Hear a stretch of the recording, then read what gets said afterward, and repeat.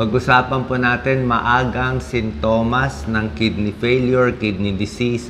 Ano yung mga early warning signs? Kailangan kasi po habang maaga, mahuli na natin sakit sa kidney para hindi na tayo umabot sa dialysis at mga serious na komplikasyon.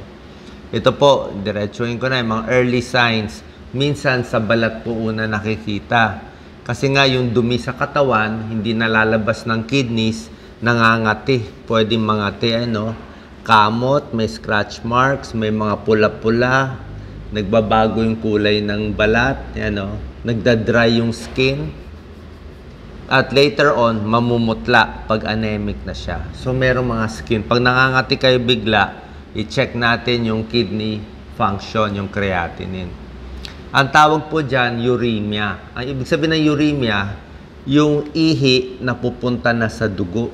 Imbis na lumalabas yung dumi, yung ihi sa labas ng katawan, hindi na nga makalabas yung mga dumi. Baka may ihi pa lumalabas, pero yung mga urea, yung mga toxin, hindi na makalabas.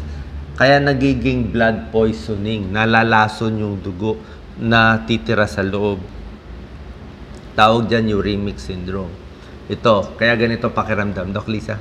Nasusuka, napapagod sila, nawawala ng gana kumain. Siyempre, nagmamanas na sa paa, sa mata, yan kita. Hindi na makatulog sa gabi, siyempre, balisa na sila. Pwedeng may tubig sa baga, nahihirapan na huminga, nangangati, maraming skin. Tapos, maraming bula ang ihi, lumalabas na yung protina sa ihi. So, ano trabaho ng kidneys, di ba? Trabaho ng kidneys, marami po. Siya nagre-regulate ng blood pressure natin, yung dumi, yung urea, uric acid, toxin, siya naglalabas. Meron din para sa healthy na buto, electrolyte, sodium, potassium, napakahalaga yan. Pag nasira ang kidneys, tataas ang potassium. Pwede magloko yung puso, pwede ma-heart attack. Siya din ang tumutulong sa paggawa ng dugo. Meron siyang hormone, erythropoietin, nilalabas ng kidney, nagsasabi gumawa ka ng dugo. Kaya pag nasira ang kidney, nawawala ng erythropoietin, nagiging anemic ang tao. Hindi na nakakagawa ng dugo. Siya din nag-a-adjust ng dami ng tubig. Ito yung mga signs. So, tingnan natin yan. May dugo. Sa ihi, minsan, nagbubula. Yung iba, sumasakit na yung dibdib. At nagda-dry yung skin. Yan ang sinasabi ko sa inyo. Merong mga stages ang kidney failure, ang kidney disease. 1, 2, 3, 4, 5. Okay?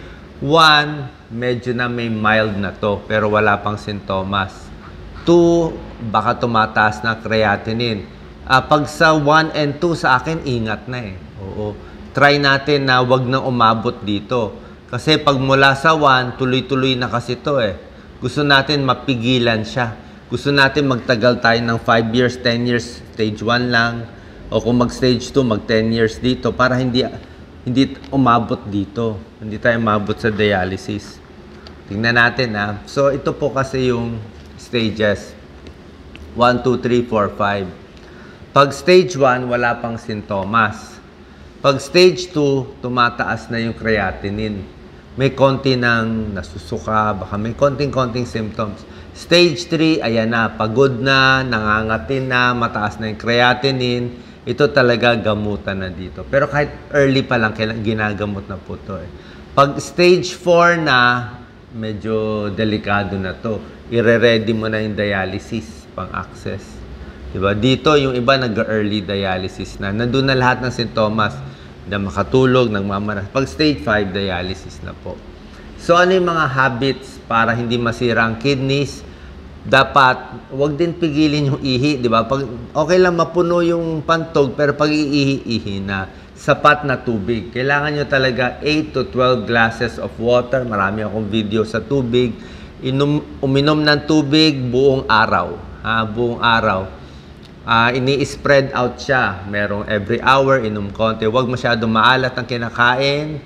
Kung may UTI, gagamutin. Huwag masyadong maraming karne. Doc Lisa, focus. Yan, Bawal din ang sobrang painkiller. Lagi ko sinasabi, mga pain reliever, huwag masyado. Sobrang alak, masama din. At huwag masyadong magpapapagod. So, diabetes, i-control, fluid intake, yan o. Yung mga gamot sa kirot, di ba? Sabi ko nga, ay kung iinom man kayo, isang araw, 2 araw lang.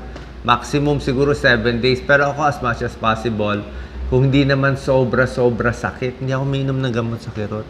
Meron akong kilala, minsan nagko-comment, sakit ng ulo ko, inom maganda ko, wag po. Ay, masahe mo na lang ulo mo, di ba? Pag hindi kailangan, mas maganda walang gamot. Pero pag may high blood, may diabetes, gusto ko may gamot kayo. Gusto ko naka-maintain kayo pag kailangan na. Okay, let's say, ang taas na ng blood pressure mo, maintain mo na. Araw-araw yan. Pero yung mga gamot sa kirot kasi, may mga side effect eh. Mau-ulcer, pwede dumugot yan, baka ma-kidney failure, baka. Smoking, control blood pressure, alcohol, salt intake. Okay, bawas ng alat sa kinakain. Pag masyadong maalat, tataas ang blood pressure, mag-iipon ng tubig sa katawan. Ito po, Doc Lisa, pakita mo. Pag unprocessed pa yung pagkain, mababa pa ang salt niya. Oh. Cucumber, oh, pipino. Pag pickles na, alat na. Pag ordinary fresh chicken, ang baba pa ng salt. Pag ginawa mo ng fast food, ang taas na.